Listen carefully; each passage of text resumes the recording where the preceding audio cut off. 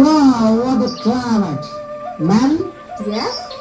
इंडियाचं वातावरण किती फ्रेश आहे, चांगलं आहे. I like it. Yes, Robert. म्हणूनच तर मी सकाळी फिरायला जात असते. Wow, morning walk. नाही, मला सुद्धा सकाळी सकाळी तुझ्या बरोबर फिरायला यायला आवडेल. No, Robert. मी माझ्या डॅड बरोबरच फिरत असते. I don't like any other person. No, man. Don't talk like this. तुम्हाला फार आवडतेस. I like you. No, Robert.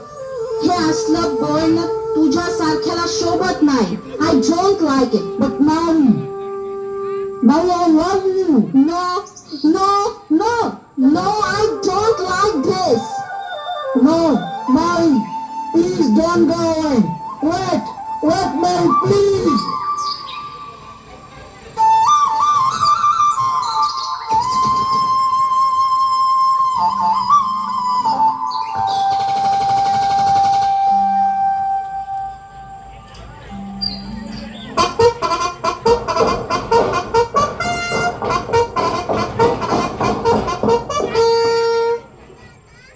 Park, Saldon, Park, विश्राम. सिपाहियों, आज हमें पूरे जोश और होश में रहकर कवायद करना है. कोई गलती नहीं करेगा, ध्यान में रखो, वरना आपको पनिशमेंट मिलेगा. तो सब तैयार हैं? Yes sir. पार्क, सावधान. Hand up. जगह पर कदम चल शुरू करो.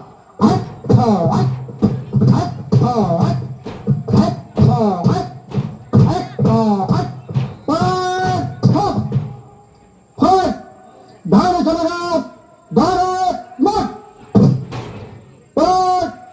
पीछे बढ़ेगा, दाने मत.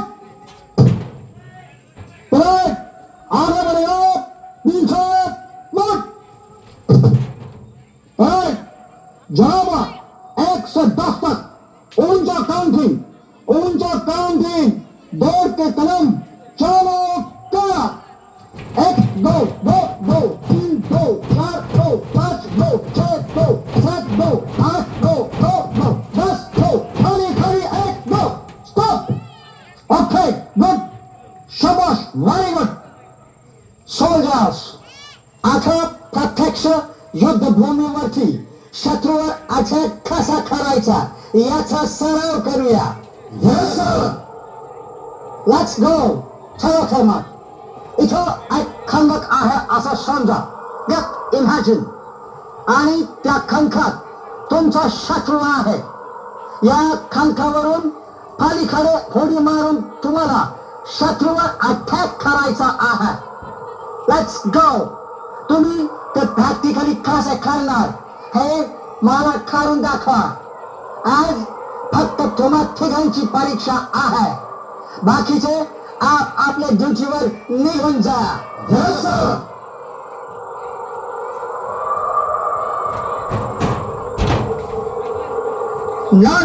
No. It is wrong. Do it properly. Next.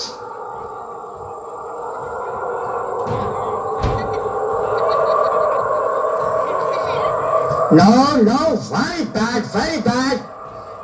Let's move. Who's next?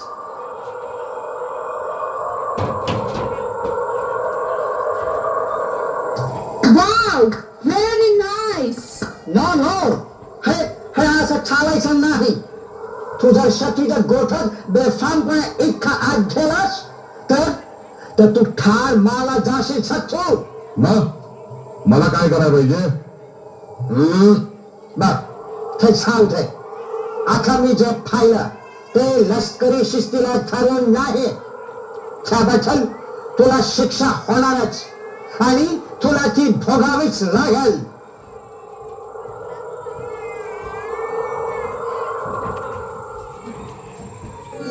सत्तू हुकुमतचा बाबा तांबडा मीरीबाईचा नोकर. बाबा चहा आणा, बसा.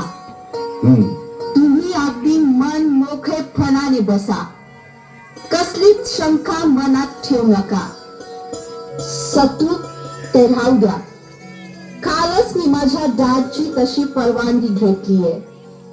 आजपर्यंत लष्करी पेशातल्या भरपूर माणसांना पाहण्याचा योग मला आला आहे, पण त्या सगळ्यांपेक्षा तुमचा थाट काही वेगळाच आहे. तो आणि कसा काय?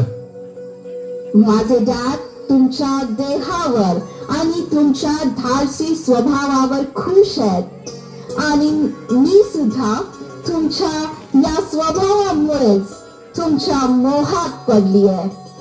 मीरीबाई, तुम्ही पण माझ्यासाठी जीव की प्राण आहात, पण मी तसा स्वाभिमानी माणूस आहे. लष्करात माझ्या गुणांना वाव मिळेल म्हणून मी नोकरी पत्करली, पण तुमचं इंग्रज अधिकारी आमच्या गुणांची कदर करतच नाही. सत्तू, एखादा अधिकारी उर्मट निघाला म्हणून तू तुझी जिद्द सोडू नकोस. माझ्या डॅडीकडून मी रॉबर्टचा बंदोबस्त करते. मीरीबाई, तुम्ही माझं असं वेळोवेळी कौतुक करता म्हणून रॉबर्ट माझ्यावर चिडतोय. मी त्याच्या प्रेमाच्या आड येतोय असा त्याचा गैरसमज होऊन बसलाय. त्याचा काहीही गैरसमज होऊ दे. मी रॉबर्टवर किंवा दुसऱ्या कोणावरही प्रेम करत नाही. मी फक्त आणि फक्त तुझ्यावरच प्रेम करते. तुमचं मन आभाळ एवढं मोठं आहे आणि गंगेवाणी निर्मळ आहे. तुम्ही माझ्यावर प्रेम करताय हे माझं भाग्यच आहे. पण एक लक्षात ठेवा, तुम्ही नेहमी सुखात राहाल असंच मी गॉड कडे मागणं मागते. तुम्हाला कधी कसलीही गरज भासली तर मला नक्की कळवा. संकोच करू नका. मी कायम तुमची आहे आणि तुमचीच राहील. सच्चू, wait, थांब. You are bloody bastard. काय साहेब, बोलायची मर्यादा बोलायची बघा. सच्चू फसलाय. तो वाखान लष्करी शिस्तीला धरून चालणार नाही. नो, वरिष्ठ अधिकारी कसे वागतात याची तुला कल्पना नाही. सच्चू, तू एक मामुली शिपाई आहेस. पण त्यात माझं काय चुकलं? सच्चू फसलाय. यू bloody मराठी, तुम्हाला कधीच शिस्त लागू शकत नाही. You R लुटारू. साहेब, तुमची दुश्मनी माझ्याशी एकट्याशी आहे. आम्हा मराठी माणसाशी नाही, ध्यानात ठेवा. मराठी माणूस हा लुटारू नसतो, तर तो लुटारूंचा फरशा पाडतो. या देशावर मराठ्यांनी राज्य केलंय. लुटारू कोण आहे हे इतिहासच ठरवल. सच्चू फसलाय. आपल्या वरिष्ठांचा अपमान करणं म्हणजे मुठीला खवठाळण्यासारखं आहे. याची तुला कल्पना आहे का? साहेब, मरणाचं भ्या कुणाला घालताय? आम्ही मराठा पाठीवर मरण बांधून फिरत असतो. तुम्हाला गुलाम माणसं हवी असतील, पण सत्तू भोसले तुम्हाला पचनी पडायचा नाही. सच्चू, तू नागाच्या शेतीवर पाय दिला आहेस. You don't know. तुला माहित काय इंग्रज लोकांचा माइंड कसा असतो? तुझी कट माझ्याशी आहे हे लक्षात ठेव. अरे जा, बघू काय करतोस.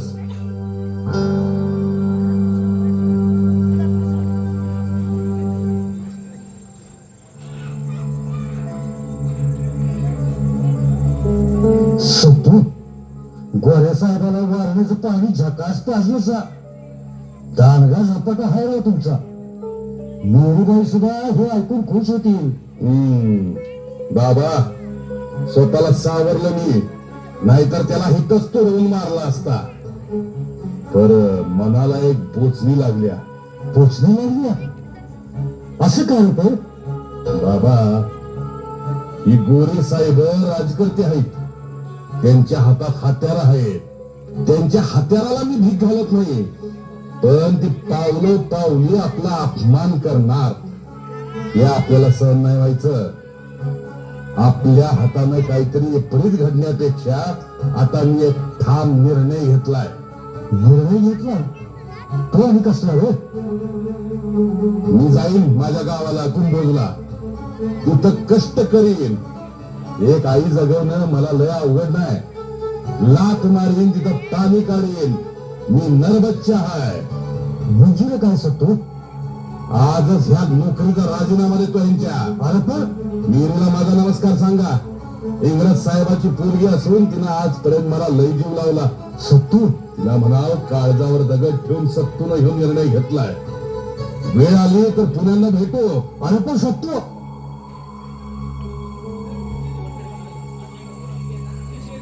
वाळलेच्या कुशीत एक कुंभीच गाव वसलं होतं. काजळाच्या वडीसारखी सुपीक जमीन आणि वाळण्याचं पाणी, त्यामुळं या खोऱ्यात कुंभोज ही कुबेराची नगरी मानली जात होती. कुंभोजात कांडबाज आणि पिळदार माणसे निपजत होती. ती राबून मातीत सोनं पैदा करत होती. कुंभोजच्या काळ्या मातीच्या आणि रेणूंना खड्या रत्नांचा आकार येत होता. गाव सुखात होतं. सत्तूनं नोकरीचा रितसर राजीनामा दिल्यानंतर अशा या गावच्या ओढीनं आपला मुक्काम कुंभोजकडे वळवला. त्याला मोकळं मोकळं वाटू लागलं. पोटापुरतं कमवून तो कुंभोजच्या जीवनाशी एकरूप झाला. काम असेल तर तो हातात विळा घेऊन काम करत असे. काम नसेल तेव्हा 2.5 हात दांडा असलेली कुऱ्हाड घेऊन फिरत होता. कुंभोजात सत्तू करता माणूस समजला जाऊ लागला. परंतु कुंभोजातील सत्तूचं अस्तित्व गावचा पाटील मथाजी चौगलेला जाचक झालं होतं. तो सत्तूला तिरस्कारानं पाहत होता आणि पुढे पाटील सत्तू भोसला गावात आल्यापासून तरुणी पोरं नको तिथं नाक खुपसायला लागल्यात. असं काय? आजवर या माताजी चौगल्याच्या वाड्याकडं डोळे वर करून पाहायची कोणाची हिंमत नाही झाली. या नाना गंगडाचं पोरग उभारी होते काय? अहो चौगुले सत्तूच सोडा, तर शिवमुळे पोरग सुद्धा तर भीतर झाले. जरा टूच झालं की कुरगुरते. कुत्र भुकतय खरं भुकू दे. दांक तयार ठेवा, आपोआप शेपूट घालून वळणावर येईल ते. अहो चौगुले हा. ते बघा, मैपा आणि मैपाचं पोरग इकडच येते.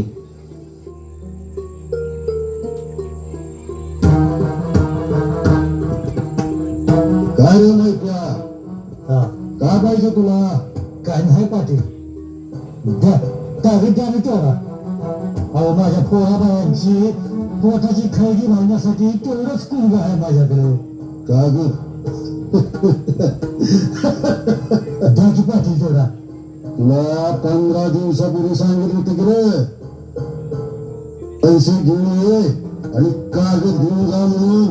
चल पाटील, पाटील अहो आम्ही गरीब माणसं, आम्हा गरीब असा अन्याय का म्हणून करतायसा? चौगले पैसे तर 15 दिवसापूर्वीच दिलेत, आणि कसलं पैसे पाहिजे? नाही प्या, अरे पोराला समजून सांग कुठले पैसे आणि कुणाकडे दिल्यात? बाबा ही दंडुकशाही आहे. हितनं मागा असंच यांनी आपल्याला फसवले आणि आज मी फसवायला. अरे गप की ना तू, आधीच यांनी आपली जमीन लुबाडली. अरे गप म्हणते ना तुला. अच्छा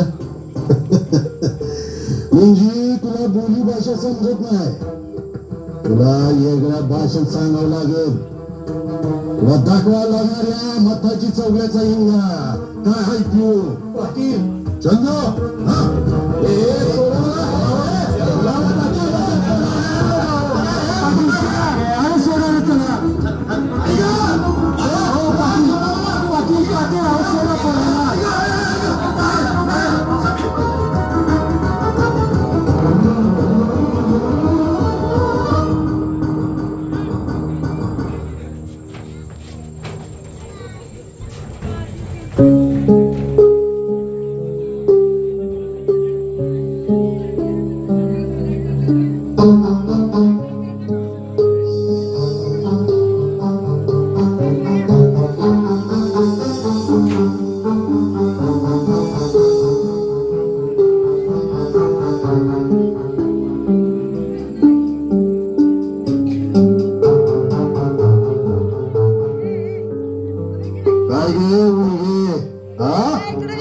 तुला नांग्या मोडाला हेच कुंपण दिसला का काय काय तिकडे डोंगर काय पेटलाय काय चौगुले चूक झाली पहिल्यांदा अशी चूक नाही होणार या माताजी चौगल्याकडे चुकीला माफी नसती तुझ्या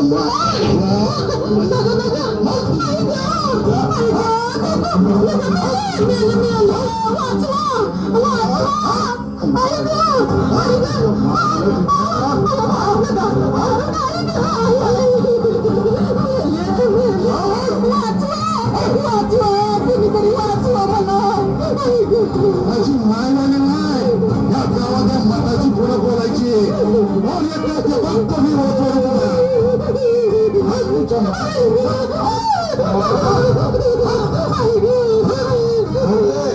काय करता येईल या मुलगीनं माझ्या कुंपणाच्या नांग्या मोडल्या पुढे झाली शिक्षा जाऊ दे गरीबाला आता काय नाही जिवंत सोडणार नाही ए तू माग सर माझी चोरी करते माग सर तू नांगीसाठी माणूस मारणार की काय चौगले हे तुम्हाला सांगू नका ठार मारून फासाव जाईल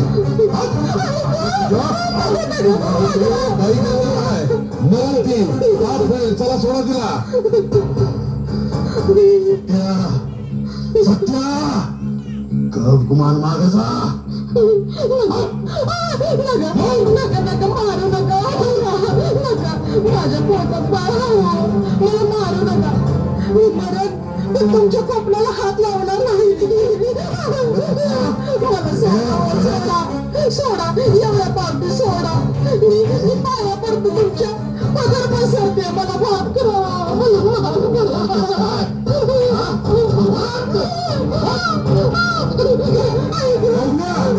ऐकायचा हाल का नाही सांग नाही ऐकत हिला जीवा मारणार आहे आणि मी तुला जीवा मारला तर मार की मग मर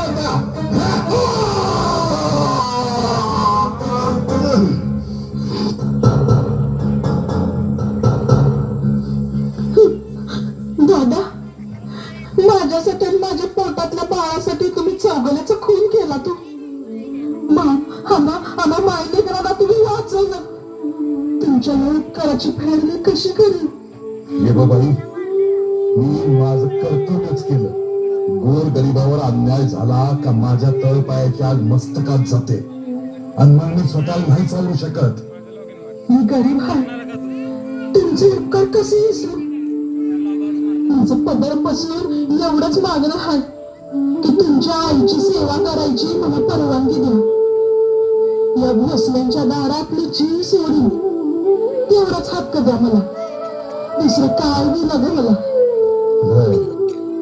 वय माझ्या बहिणी जसा मी इमानी हाय तशीच तू बी इमानी वाटतेस माझी बहीण शोधतेस बघ तू आजपासनं तू माझी बहीण आहेस या सत्तू भोसल्याची जा माझ्या आईला तुझी आई मानून सेवा कर तुझ्या पोटात वाढणाऱ्या पोराला जन्माला आल्यावर चांगल्या मार्गाला लाव शाळा शिकीव यो सत्तू मामा त्याच्या शिक्षणाला लागणारा सगळा पैका पुरवल हो दादा तू तुझ्या जीवाची काळजी घे पोलीस तुझ्या मागावर येतील बघ होय मला आता निघाय पाहिजे तू बी निघ आता आईला नमस्कार सांग माझा हो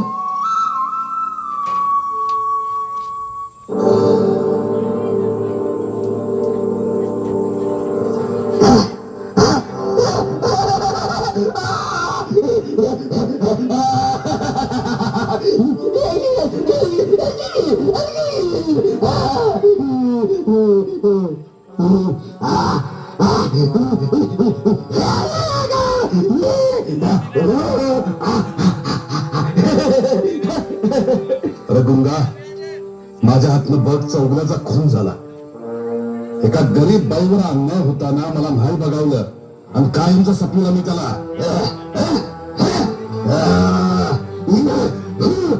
आपण कुणीकडं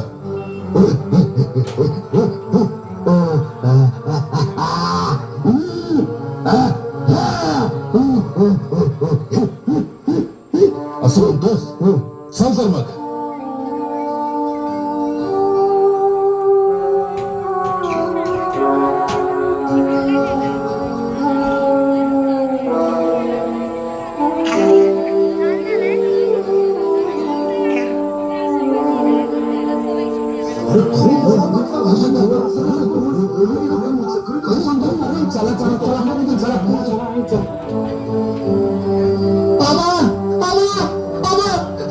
कोणी मारलं माझ्या आवाजने, माझ्या आवाजने कोणी मारलं. सत्यानं मारलं, मी माझ्या डोळ्यानं बघितलं. काय सत्यानं? आता माझं डोसका सटागलं. कवा त्या सत्याला उभा अडवा फाडला असं झाले. अरे त्यानं माझ्या बनीचं कोको पोचलंय, त्याला मी जित्ता सोडणार नाही. नुसतं बोलून काय होणार नाही. आपण इथं अंबाबाईची शपथ घेऊया. खुनाचा बदला खुनालाच घ्यायचा. नाही, खुनाचा बदला खून, खुनाचा बदला खूनच. आई अंबाबाई, मला पाव. मी त्या सत्याचं शिर धडा वेगळं करीन, तरच बापाचं नाव सांगेन.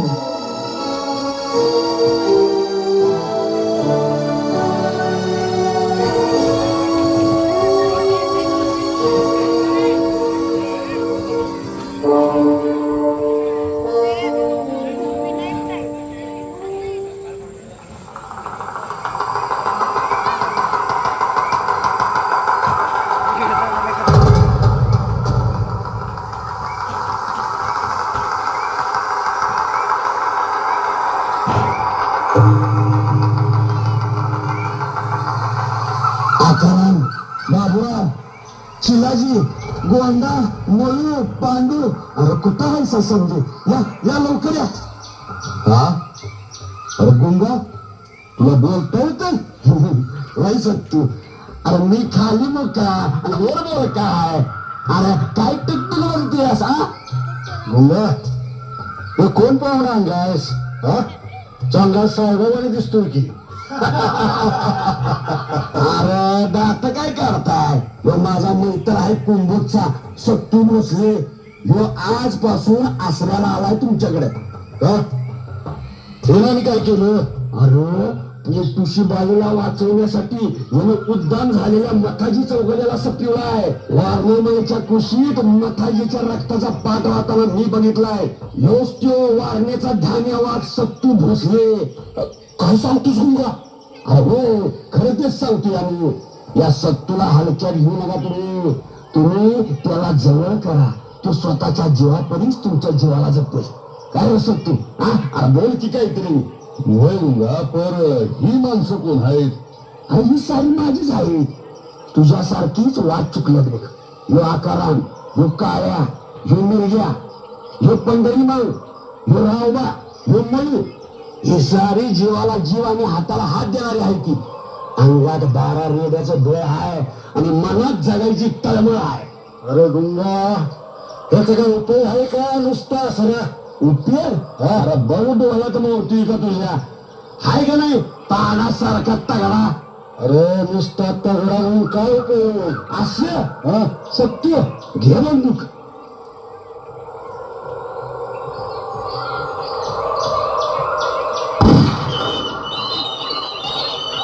नरसाळ्या, पटली का नाही खात्री तुझी? वाघधरीच्या मोरक्या मंडळींनो, ह्यो नेमबाज माणूस आपल्या टोळीमध्ये आल्यामुळे आपल्या दरोडेखोरीचं बळ वाढलंय आणि आपल्या टोळीचा दराराही वाढलाय. हे बघा, मला तुमच्या सगळ्यांची कबुली पाहिजे. आजपासून आपल्या सगळ्यांचा मोर्चा कोण असणार आहे? तर सत्तो. हाय का कबूल? अरे माझ्या मैत्रानं, आपण साऱ्यांनी सरकारची वेळ पत्करले. या वाघदरीचा आसरा घेऊन आपण सगळेच फरारी आहोत. मरण आपल्याला कधी गाठील सांगता येत नाही.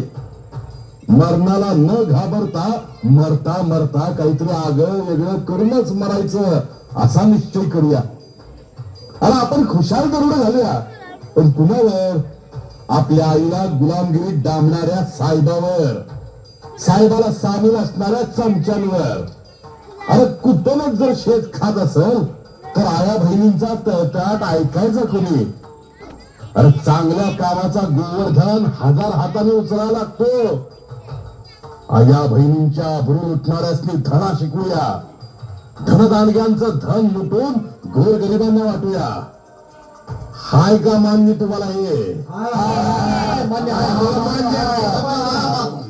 अंबाबाईच्या नावानं सांग भलं.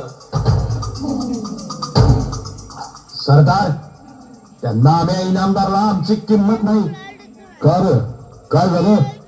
नाम्या इनामदार म्हणतोय, मी रोज 50 माणसं 100 वर्ष जगवीन, पण तुमच्यासारख्या दरोडेखोरांना फुटकी कवडी बी देणार नाही.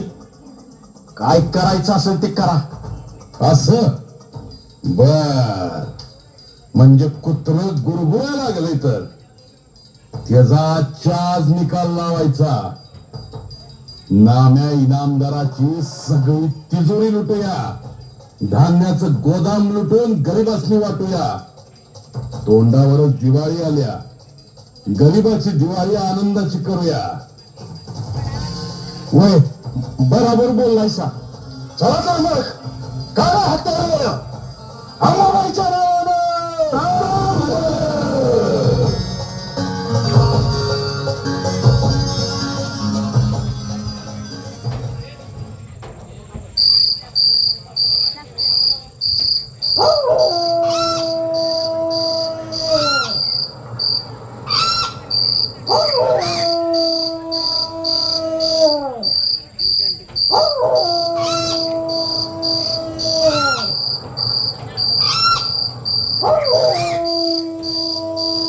ओय, उठ इनामदार, अरे उठ.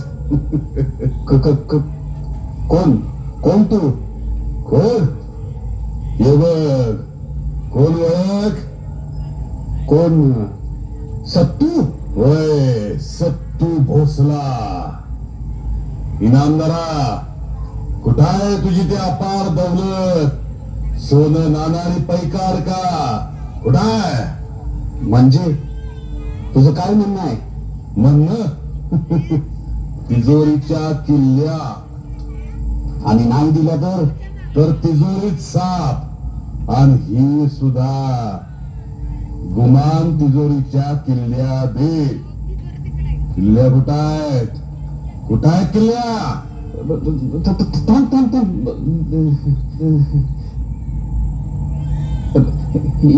या गे किल्ल्या.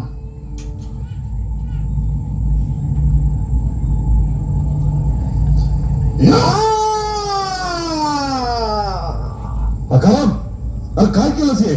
सरदार, त्याला कोणाडीला हात घातला होता. तुमचा जीव धोक्यात आला असता. असं होय? होय. मग बरं केलंस.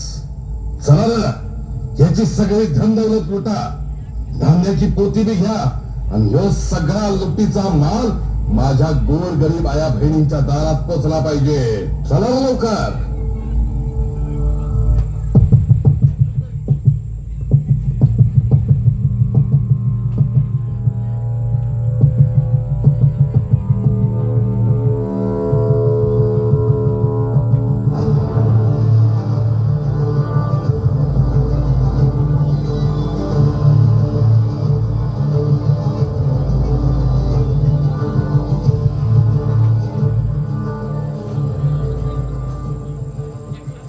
सत्तू वारणा खोऱ्यात वाऱ्यासारखा संचार करत होता. धनदांडग्यांना त्यानं चिरडून टाकलं होतं. सावकारांच्या वह्या गहाण खत जाळून अनेकांना कर्जमुक्त केलं होतं. त्याच्या अस्तित्वानं वारणेचा काठ हादरला होता.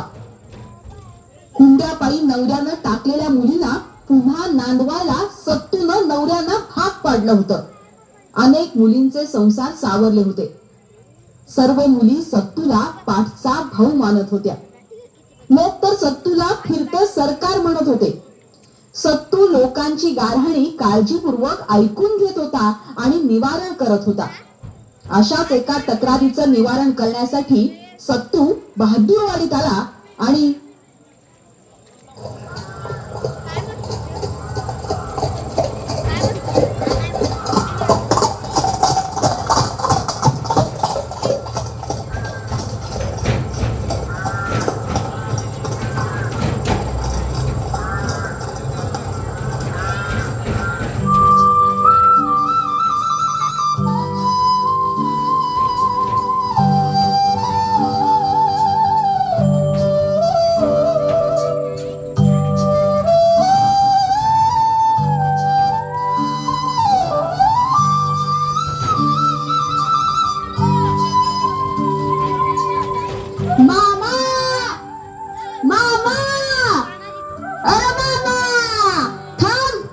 मामा अरे कोण रे तू?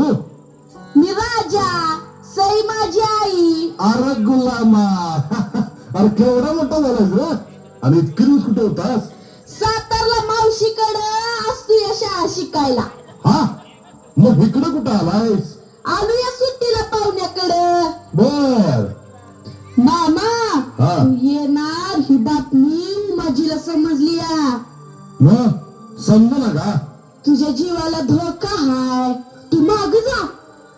असं बर आकाराम तू वाटेवर दबा धरून थांब.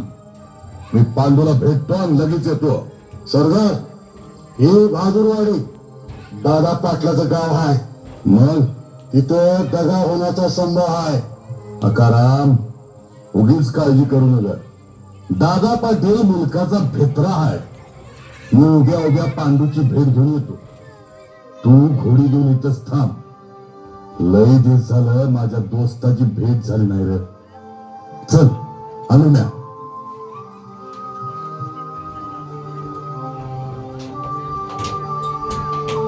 पांडू ए दोस्ता अरे बाहेर ये की.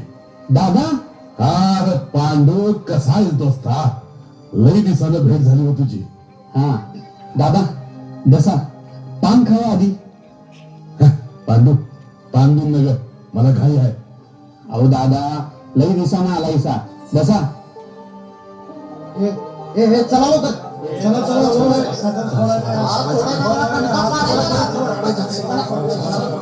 हे गोंड्या अरे आता काय करायचं? काय म्हणजे? आडवा येईल त्याला कांड्यानीच निघायचं. तसं नाही निघता येणार आपल्याला. बाहेर 5-50 माणसाचा येणा आहे. आपण 3 माणसं किती लढणार? मग काय करायचं? ऐका त्यांचं सारं लक्ष माझ्याकडे आहे. मी समोरच्या दारानं जाऊन त्यांच्या हवाली होतो. मी बाहेर जाताच घराचा येडा उठल. मग तुम्ही परसदारानं बाहेर पडायचं आणि आकारांना गाठायचं. त्याला झालेला यो समजा प्रकार सांगा.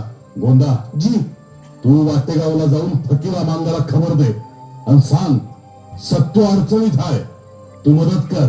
पांडू हा आकारांना घेऊन आपल्या माणसासकट बहादूरवाडीला वेळा घाल. पोलिसांना खबर द्यायला एक माणूस बी गावाबाहेर गेला नाही पाहिजे. निम्म्या रात्रीला तरी फकीरा मांग इथं पोचला पाहिजे, नाहीतर खात झाला म्हणून समजा.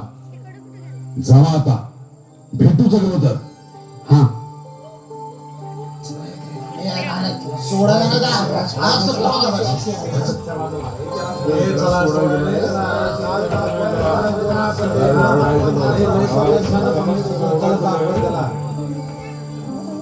बहादूरवाडीच्या मर्दानं आज सोडायचं नाही सत्याला. हिम्मत धरा, त्याला जित्ता धरा नाही तर ठार मारा. हा पण पळून जाऊ देऊ नका. आम्ही सोडून सत्या अरे ये बाहेर, आज तुला सोडत नाही. दार उघड सत्या. सत्या दार उघड. उघड म्हणतो ना उघड. हे बांधायला दामोनी आला त्याला.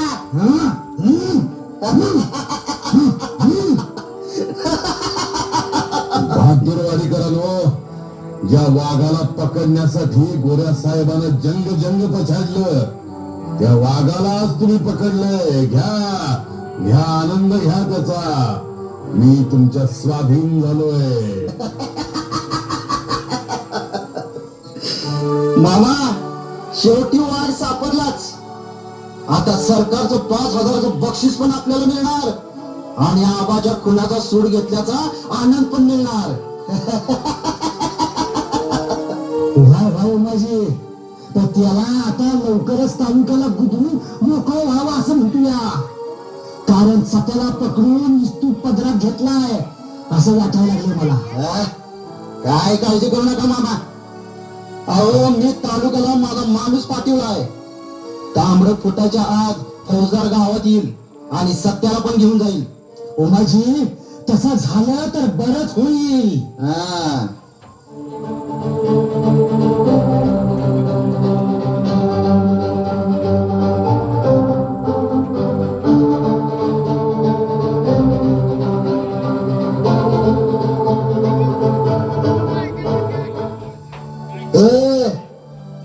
ढिला पडू देऊ नका. उमाजी मग फौजदार कसा आला नाही अजून? येईल सकाळी. तिकडे उभा राहायला आराम करत असेल. हा म्हणजे ही दांडगी रक्कम चेष्टा झाली आहे म्हणा.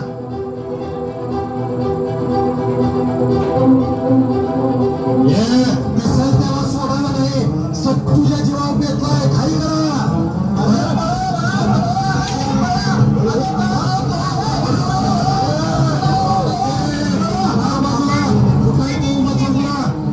त्याला पण सोडू नका. यो आहे बघा.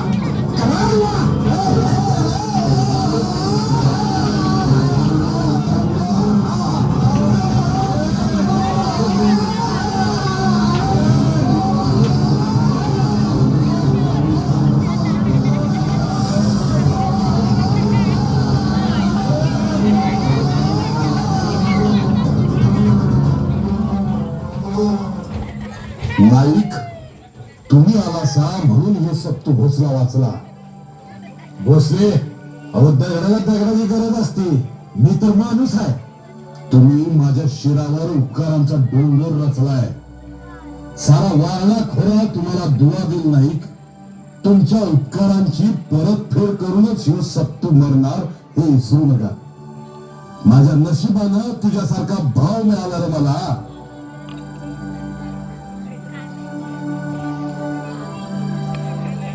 सत्तूनं मथाजी चौगलेचा खून करून सईच्या पोटात वाढणाऱ्या ज्या मुलाला वाचवलं तो मुलगा म्हणजे राजा.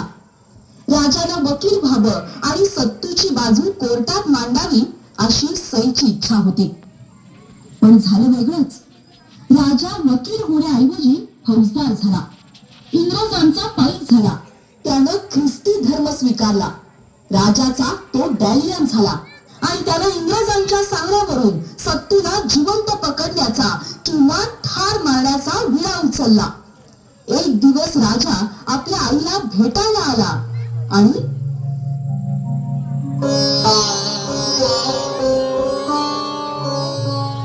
उठ माझ्या लेकरा. माझ्या राजाला ना मोठा साहेब झालास बघ. या मातीचं पान फेडलंस. आई, मी राजाराम नाही. मला द्यायला म्हण. तू नाव सोडला असशील रे, पण आमासनी तसं करता येणार नाही. आई, तू आता फौजदाराची आई आहेस हे लक्षात घे. रोज भोसल्यांच्या जाऊन त्यांची झाडलोट करतोस. तू त्या भोसल्यांची मुला नाहीस का? हा, अगं माझं मोठं पण तुला का कळत नाही? मला वाटलं तू शहाणा झाला असशील. पण नाही, मी तुला विचारते, तू पोटात असताना चौघुल्याने मला ठार मारला असतं तर? हा, तर तुझं मोठेपण कुठे गेलं असतं रे? आई, स्पष्ट बोल जरा. मला सत्तूने वाचवलं. त्याचं हे उपकार मी कशी विसरू सांग? हा, आणि कशी फेडला? उपकार?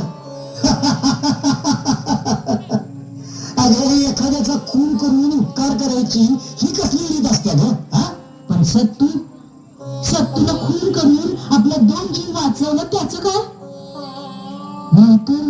नंतर त्या दिवशी 2 खून झाला असतं. 2 खून झाला असतं तर खून झालं तर माहित ना. हा, पण सत्तूनं खून केला हे स्पष्टच आहे आणि हो गुन्हा आहे. तसं म्हणू नका रे राजा. पाप हाय ते. असं उपकार करत्यावर उलटू नकोस. असली खोचक कल्पना डोक्यातनं काढून टाक आणि नीट ऐक. आई, माझी साताऱ्याहून कोल्हापूरला बदली झालेली आहे. ती एवढ्यासाठीच की मला सत्तू भोसलेला जिवंत किंवा मृत पकडायचा आहे आणि तसा मी विडाच उचललाय. अरे जा. सत्तूला पकडणारा अजून जन्माला यायचा आहे. सत्तूला तुझं असं काय वाईट केलं रे? हा, म्हणून त्याच्या जीवावर उठलास? सत्तू तुझ्यावर हत्यार उचलणार नाही असं त्यानं मला वचन दिलं. आणि तू पण त्याचा पाठलाग सोड बघू. आई, तुझं मला काय बी ऐकायचं नाही. सत्तू दिसता क्षणी त्याला गोळी घालायचा आदेश आहे मला. असं महाबग कुंभोजचा सत्तू भोसला तुझ्या समोर उभा आहे. हात माग घे, मी तयार आहे. मग काय म्हणणं आहे तुझं? तेच सांगायला मी आलोय.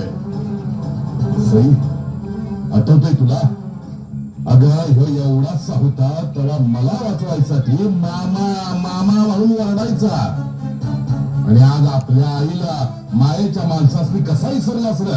कसा विसरलास? राजाच्या पोटात भूक जळत होती तेव्हा कुठे गेली होती मायेची माणसं? माझं दुःख सरकारनं ऐकलं, मला त्यांच्याशी इमान राखायला पाहिजे. अरे इमान राखायचं तर मातीशी राख. तुला आईच्या पोटात वाचवला त्याचा पश्चाताप होऊ देऊ नकोस मला. माझ्या या बहिणीला दिलेल्या वचनामुळे हात बांधल्यात माझं. तू तुझी माणसं घेऊन या वारण्याच्या खोऱ्यात निघून जा. याचा अर्थ एका खुनी दरोडेखोराच्या पुढे मान वाकवून पराभव पदरी घेऊन तोंड काय करायचं? एवढा मी मूर्ख नाही. अरे तू एवढा मूर्ख नीच जन्मशीलाची कल्पना नव्हती मला. ज्या मातीत तू जन्मलास त्या मातीत गाडायला तुला वेळ नाही लागायचा मला. सरकार, मागापासून लय ऐकलं, तुम्ही नुसता हुकूम सोडा. याला वारण्याच्या डोळ्यात बुडवून मारायचं का वाघतळीच्या कड्यावरून टाकून द्यायचा? अरे अरे बाबा, असं नका, असं करू नकाच रे. या बहिणीसाठी त्याच्यावर दया दाखी रे. मी तुझ्या पुढे पदर पसरते दादा. वगैरे ज्याच्यासाठी तू आयुष्यभर दुःख भोगत आलास त्याला माफ कर. एवढं मन कठोर करू नकाच रे. सई म्हणे लई मोठ्या कोड्यात टाकलंस ग. तुझ्या लेकराला मी मारणार नाही. अकाराम, सोड त्याला. या कार्ट्याला जर मारला तर सई ऊर दडवून जीव देईल. सई जिवंत हाय तवर डॅनियल जगला पाहिजे. आज तू या अकरामच्या तावडीतून सुटलास, पण पुन्हा तुला सोडणार नाही. तेव्हा जरा मापात राहा. चला ना.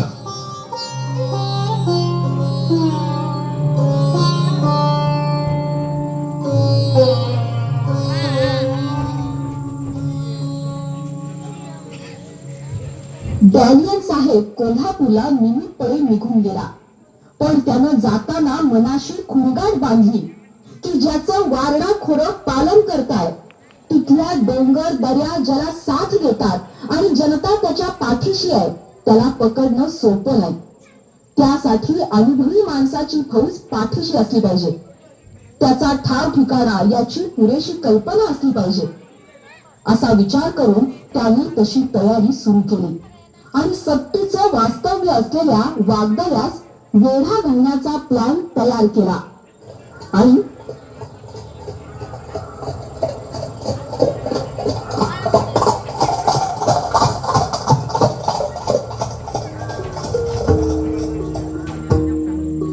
गड्यानो, सरकारचा डोळा चुकवून आजवर आपल्याला आपले मातब्बर मित्र पैसे हत्यार कारतूस पाठवत होते.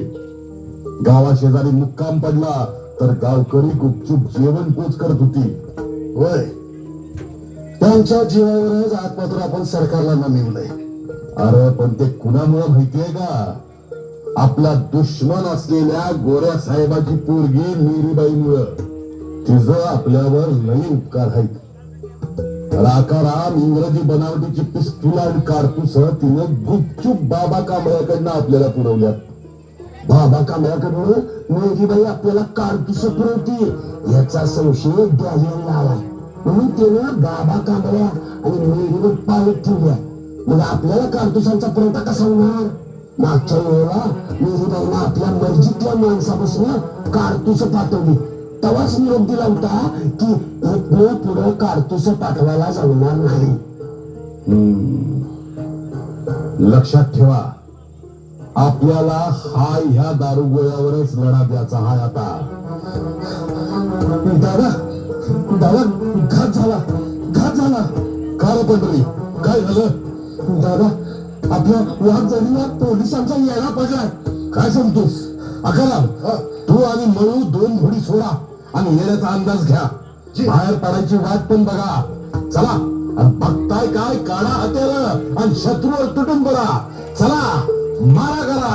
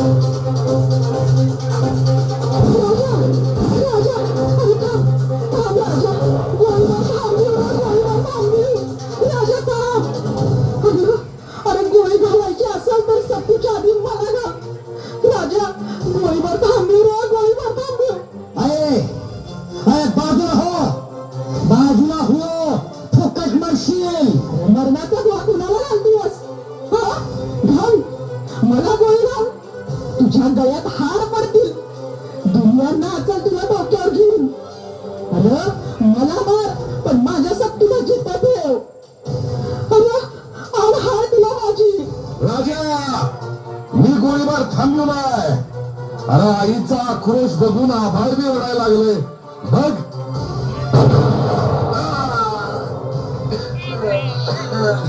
सत्य पडला, सत्य पडला, सत्य पडला. अकरवान घरात झाला. डोळ्यांची गोळी माझ्या काळजात घुसली. काळजात घुसली.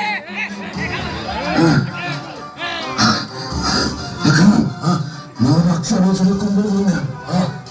मला शेवटचं माझं कुंभ द्या. पण एक करा, माझा धुमाडा पोलिसांच्या हाती लागू देऊ नका. होय, माझी राख वाळणा माहीत पडली पाहिजे. एवढंच करा करा, एवढंच करा. दादा दादा काय झालं रे. दादा दादा मला सोडून जाऊ नकस. दादा दादा काय झालं रे. दादा मला सोडून जाऊ नकस रे. मला सोडून जाऊ नकस. राजा राजा काय केलंस रे. अरे माझ्या नशिबा.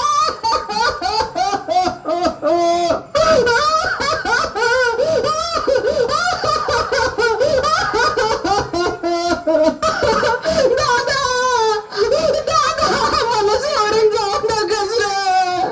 दादा दादा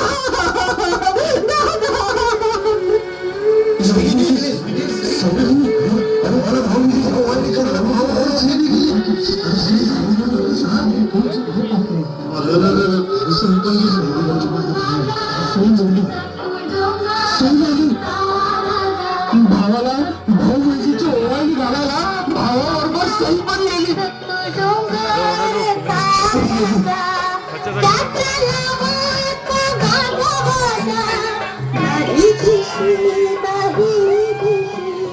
नाही